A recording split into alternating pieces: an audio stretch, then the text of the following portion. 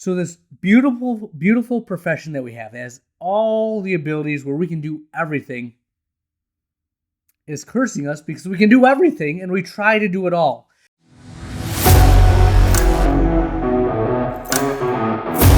All right, my friends, the Ultimate OD Podcast, we have a very, very important episode for you tonight. This one thing is going to help you be 10 to 20 times better in the next year. One thing you have to do. Focus. What? Focus? Yes. Easy to say, hard to do. Let me walk you through the steps, how it's helped me, how you can do it in your office. We have a brief office talk. Again, emphasizing one thing, focus. Closing thought of the episode. This is the Ultimate OD Podcast. Here we go.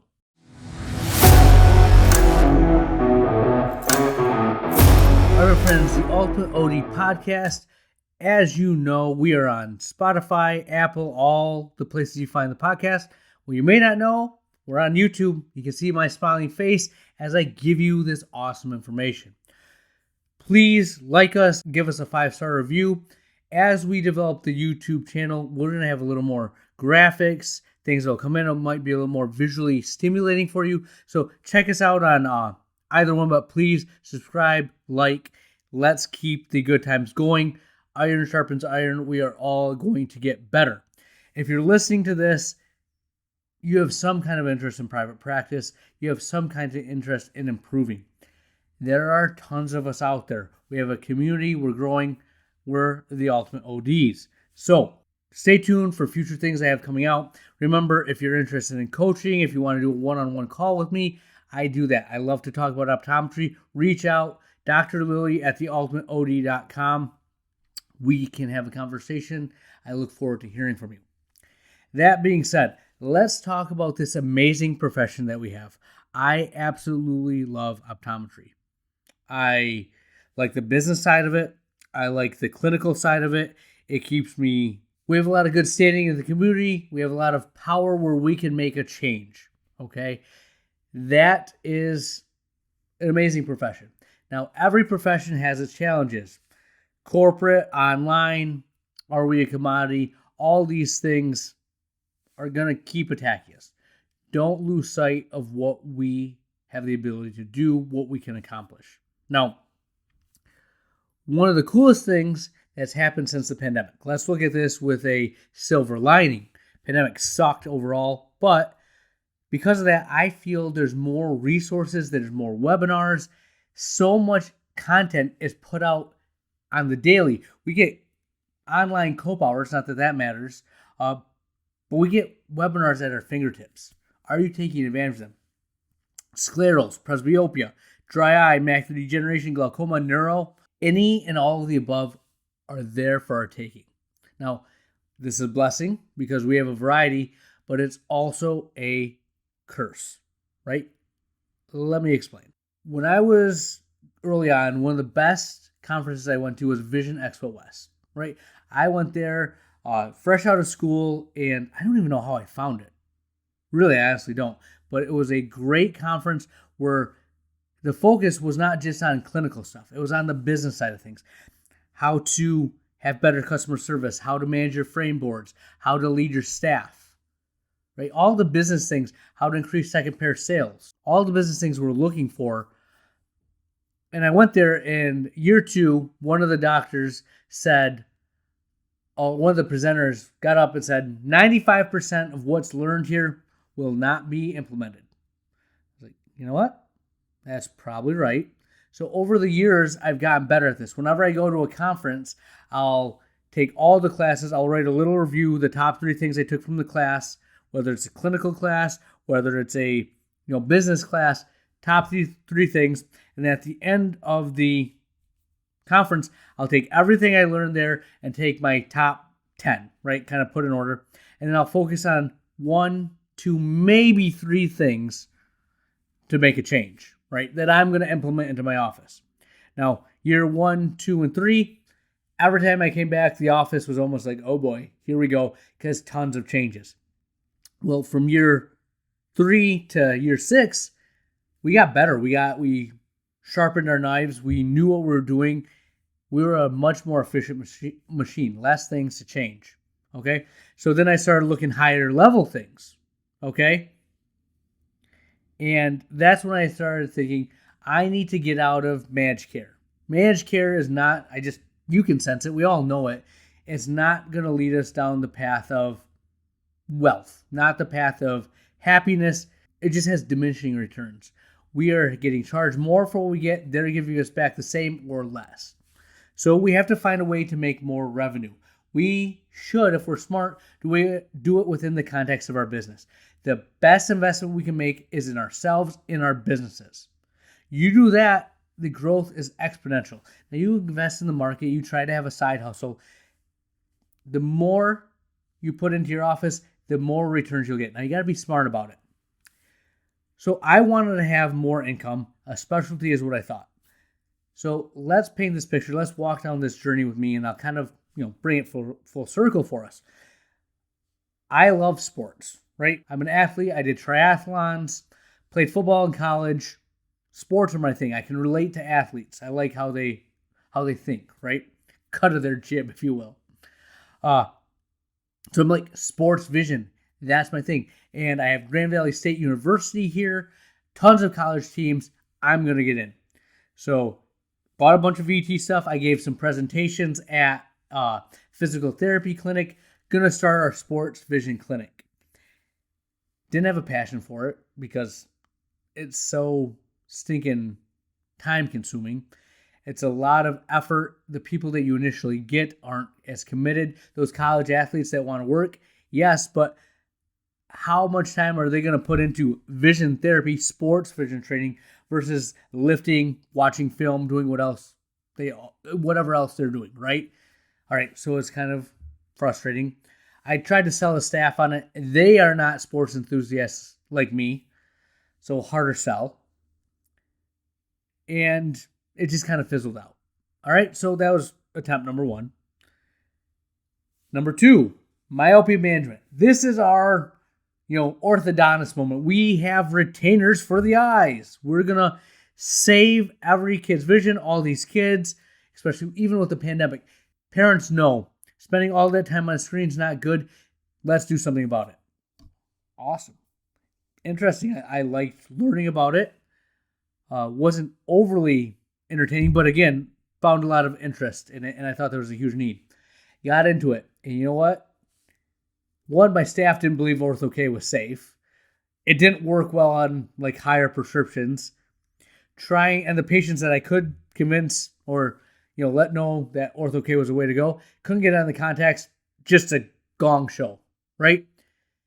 A bunch of parents were looking at me like I'm a witch doctor. Not a great feeling. Not why I got into this. That status and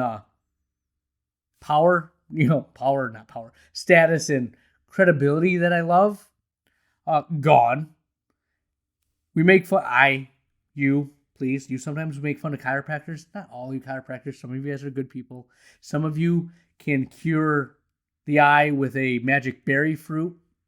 I don't know. Let me wiggle your foot right way and you're going to see this much better. These are things that really have come past me. All right. I felt like that, right? I have witch doctor juice. So I didn't like that. Again, staff never bought in. So I still do it. I dabble. Sclerals. And that's the answer. Again, went into it. I spent about $30,000 of marketing money. I have built up a pretty good following. I have people referring to me. I see about 2 scleral patients a month. I know that doesn't sound like a lot. It's not the return I was hoping on, but it's a lot more than a lot of practices are seeing, especially when I didn't even have that in school. Taught it to myself and went from there.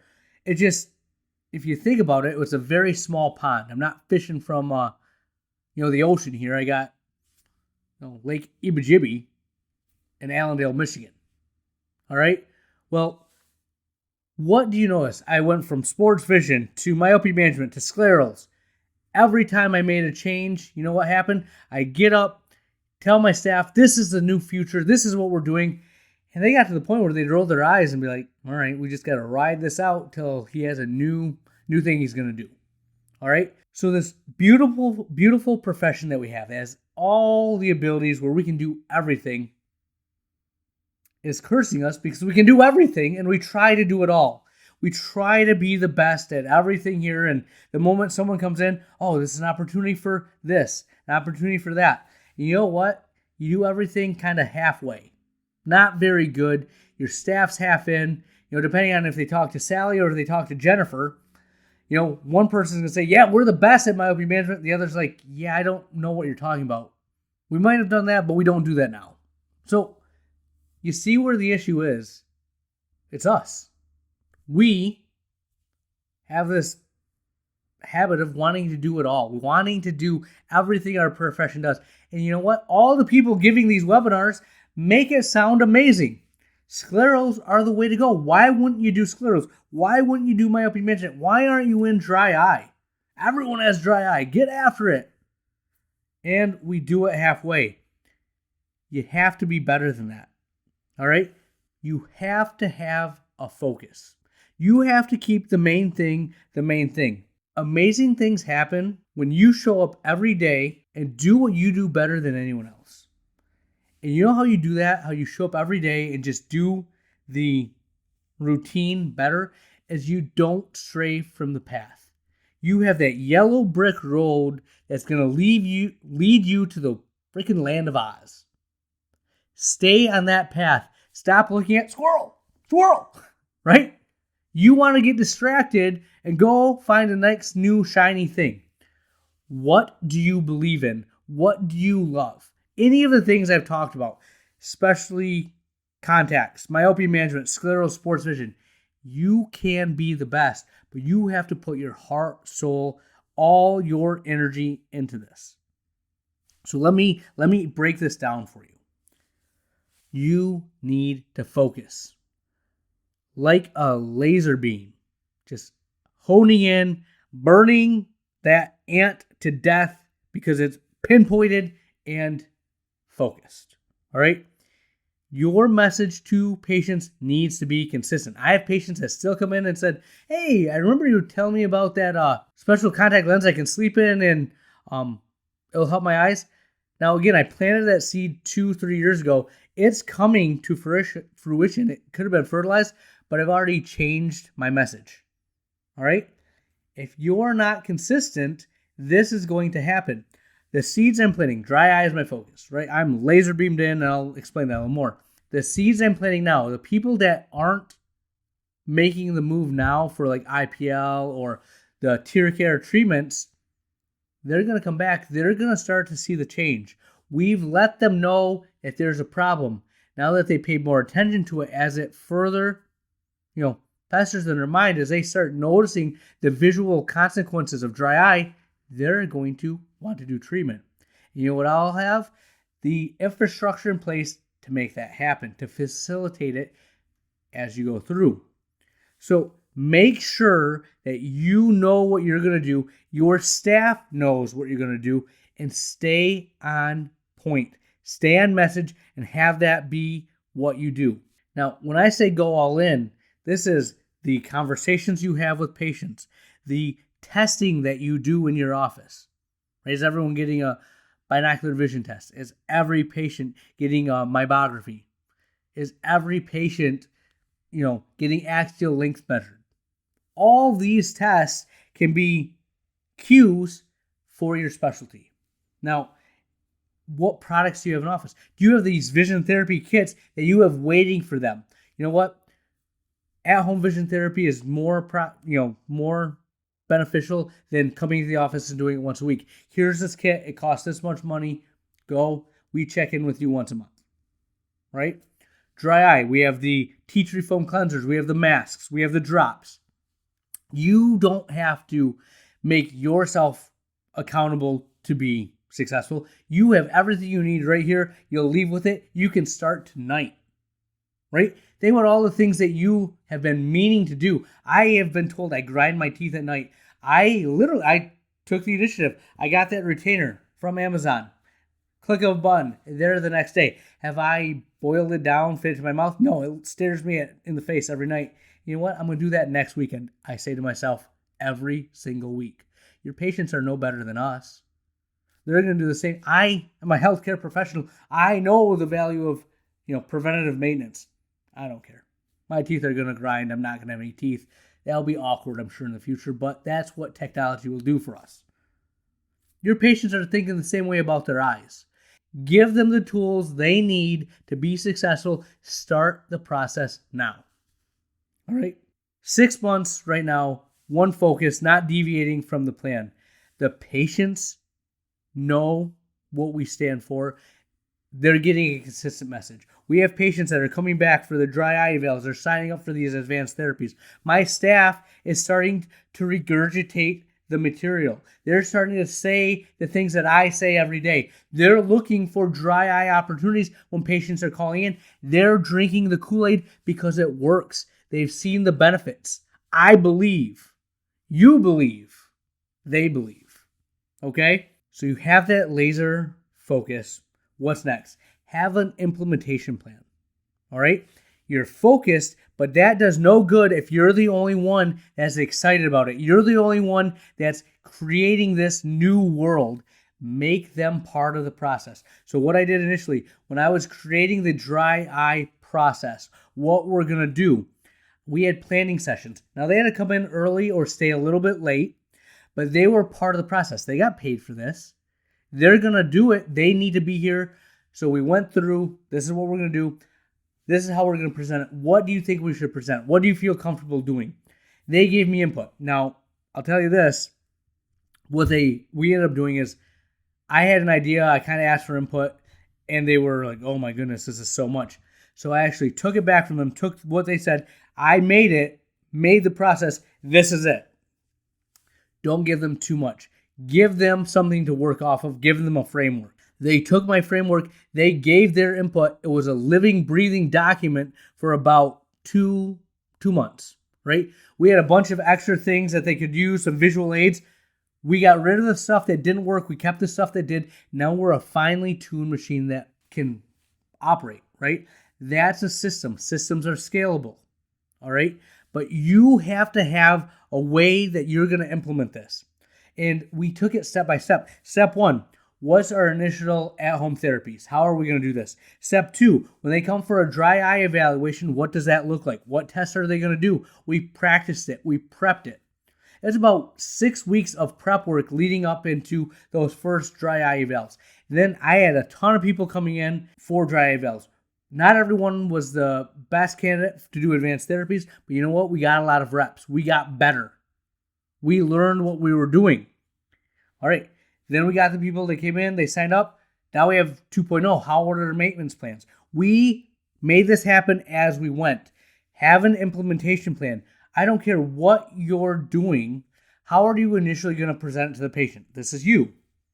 How is your staff going to interact at the initial presentation? Are they going to be having any input? Are they going to be explaining things that you did in the exam room to further emphasize? Or is this an all you thing? Is it an all staff thing?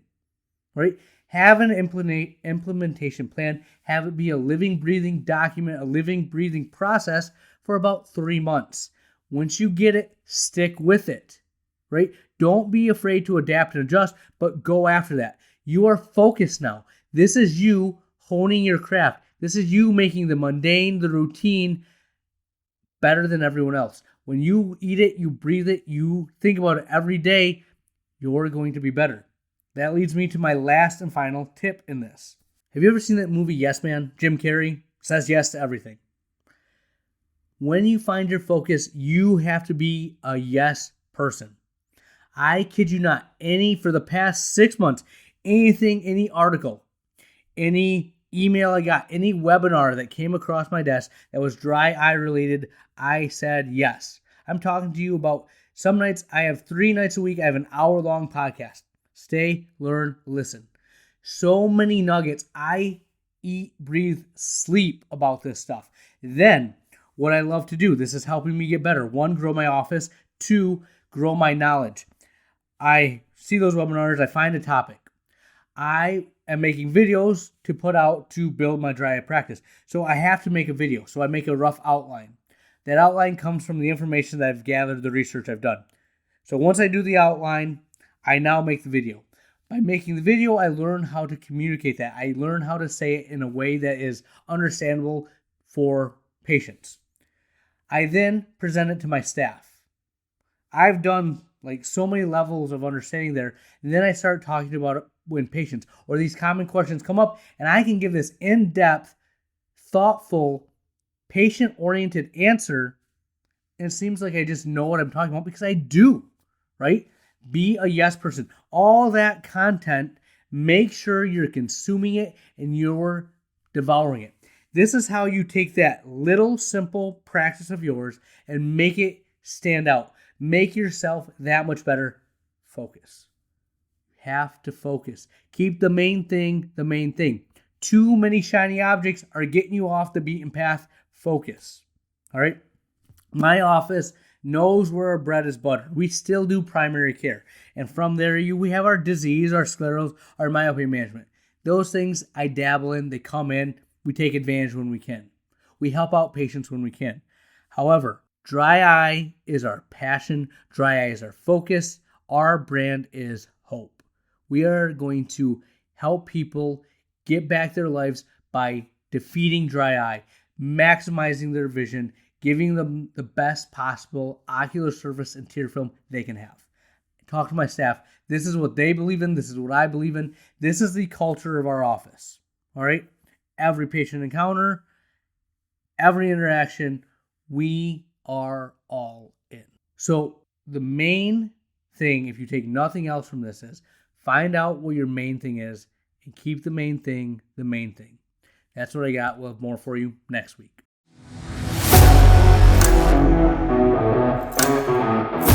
All right, friends, a little office talk. So, fun things. We finally, 6 months, it's been an adventure, have the right people on the bus.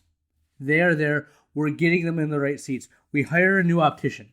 New plan of action. Step 1, she's learning front desk. From day 1, the first day she's there, she's learning dry eye.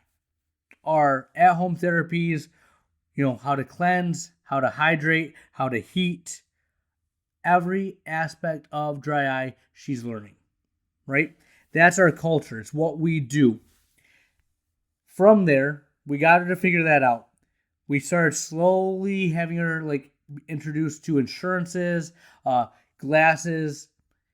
2 months later, we have her in optical. She's doing amazing, right? She knows the foundation of what we do because every person that goes into optical, every person that gets checked out for contact lenses, they have a conversation about dry eye, how it affects their ocular surface, how it's going to affect their glasses, how it's going to affect their contacts. She can have that conversation. By giving her the foundation at the beginning, easing her into optical, she now is a well-trained, well-prepared part of our office. She makes everyone else's life easier and patience, but focus. Exactly what we talked about in the rundown here, we have done, and it's worked wonders for our staff. So, short and sweet, but know that when I'm talking about this focus, the things we talked about in the rundown, it applies to every aspect. Not only what you're doing, how you train your staff. Who are you hiring for? In the interview, I put out there, we're a dry eye staff. We do advanced therapies. You're going to be constantly learning from makeup to moisturizers to cleansers. These are things that matter for our patients' vision. If you don't have a passion for learning about this stuff, having a conversation with patients about these things, this isn't the right fit for you, right? And she's embraced it. She's won with it. Every one of our staff members is buying into that, and we're seeing a huge amount of growth, a huge amount of just energy in what we're doing. Everyone's excited. So that's me kind of giving you an example, first world of how that focus is translating to my office, how it's translating to how we hire, how we train, and how it's working. So again, want to keep the episode efficient and effective for you, but that's a perfect example of how you take your main focus and keep the main thing the main thing. We'll have more office talk for you next week.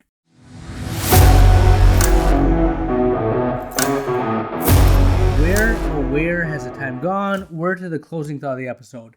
And today I will leave you with this little nugget of knowledge that I stumbled across. And I'm going to mess up the percentage, so, don't hold me to the exact number, but something like 60 to 75% of staff are more likely to say past 2 years if they have one-on-one meetings with their manager or someone that is above them. Why? I don't have an exact reason for you, but something about 1, feeling like they're cared for. 2, a lot of the times when they're talking to someone older, there's some wisdom, there's some advice. It doesn't let them get too worked up about what's happened in the past or where their mind goes. Right? A lot of times something will happen and they will go to the worst case scenario. They'll think the wrong way. Someone who's been through, the process, that's been with the company, been with the business long enough, will give them perspective, will level them out. It will also give them things to shoot for and strive for when they talk to someone that is done or is doing what they want to do. So I can't emphasize enough, one-on-ones are core and key to you developing your staff, keeping them happy, and being the best office you can possibly be. That's what I have. Dr. Lilly out.